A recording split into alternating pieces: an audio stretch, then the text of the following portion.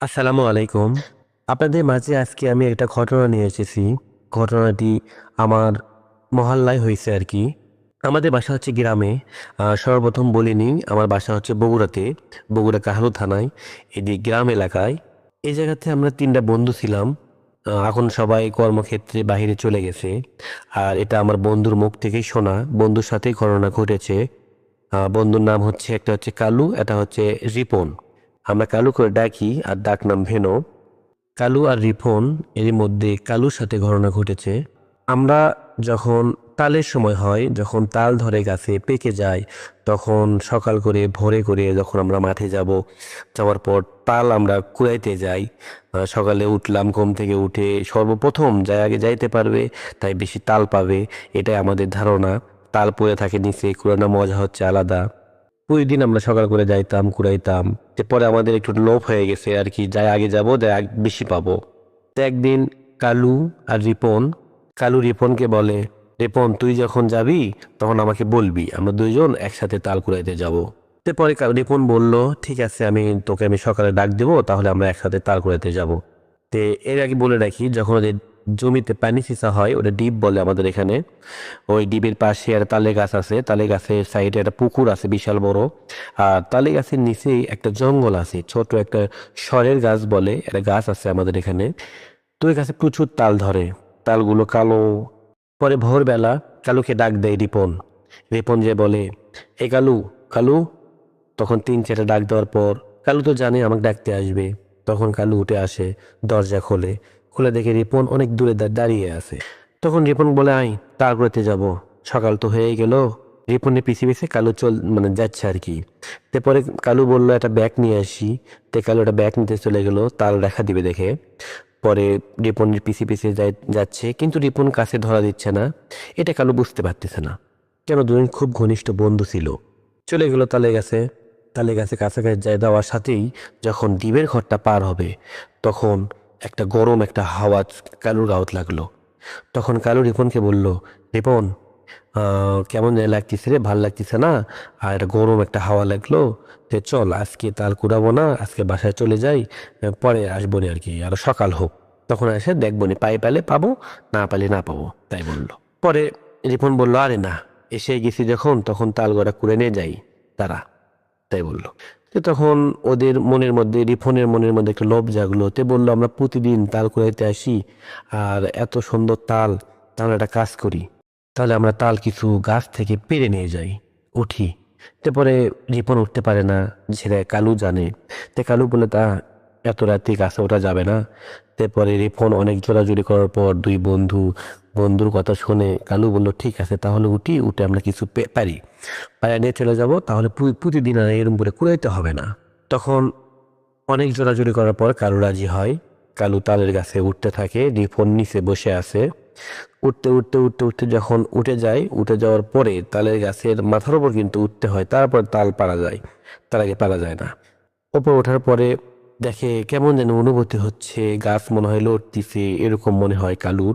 তখন কালু নিচে রিপনকে বলে, রিপন, তাল মনে হয় পারা যাবে না রে, খুব খারাপ লাগতেছে, হাত কেমন জানি করতেছে, নামবো? নামে চলে যায়। রিপন কথা বলে না, নিচে রিপন নেই। দেখে রিপনের কোনো কিছুই দেখা যাচ্ছে না। তখন কালু হয়তো ভাবলো রিপন হয়তো সাইডে যা বসে আছে মানুষের ভয়ে। তখন কালু আস্তে আস্তে তালগুলো পাড়ার চেষ্টা করে। যখনই একটা তাল পেরেছে, পাকা তাল তো, যখন একটা তাল খুলেছে এর থেকে, তখনই দেখে তালের গায়ে চোখ, দুইটা করে চোখ বের হয়ে আছে। তখন ওই তালটা কালু ওখান থেকে ফেলে দেয় পুকুরের মধ্যে, যেহেতু নিচে বড় একটা পুকুর আছে। পরে দেখে এক একটা বাধায় অনেকটি তাল থাকে। তখন প্রতিটা তালে দুইটা করে চোখ, দুইটা করে চোখ চেয়ে আছে, লাল টকটকা। এটা দেখার পর কালুর অবস্থা একদম শেষ। কিন্তু কালু ছিল খুব সাহসী। ওখান থেকে এক লাফে একবার পুকুরের মধ্যে পড়ছে। পুকুরের মধ্যে পড়ার পর দেখে রিপন নেই। তখন ধার দিয়ে উঠতে যাবে, তখন দেখে রিপন দেখে পুকুরের মধ্যে, কিন্তু সেটা রিপন না, কালো একটা অবয়ব সিস্টেম হয়ে কালুর দিকে তাড়িয়ে আসতেছে। তখন কালু সাঁতরে সাঁতরে পার হবার চেষ্টা করতেছে পায়ের ওপর ওঠার জন্য, কিন্তু তখনই পেছন থেকে রিপন নামে ওই অবয়বটা এসে কালুকে খাপ্পাত করে ধরে নিছে।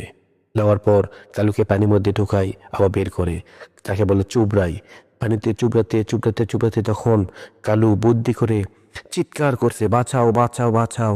আর আপনারা তো জানেন, গ্রামের মধ্যে বড় পুকুর থাকলে সেই পুকুরে ডিউটি দেওয়ার জন্য একটা লোক থাকে, ছোট্ট করে একটা ঘর থাকে, ওই ঘরের মধ্যে লোক থাকে পুকুর পড়া দেওয়ার জন্য।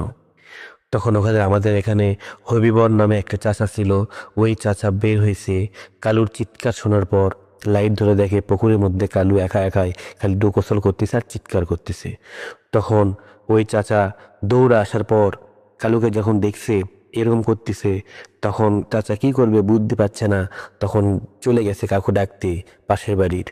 কিন্তু চাচাও বুঝতে পারছে এটা কালু ঠিকই, কিন্তু ধরছে অন্য কিছু। পরে কালু অনেক কষ্ট করে সারতে সারতে সারতে ওই অবস্থায় এই মাটির পাত দিয়ে হাসতে হাসতে ওপর উঠে অজ্ঞান হয়ে পড়ে গেছে। চাচা আসলো, কালুর বাপ মাকে ডেকে নিয়ে এসে দেখে কালু পাড়ের ওপর পড়ে আছে, জ্ঞান নেই, কেমন জানি ফ্যাকাশে হয়ে গেছে।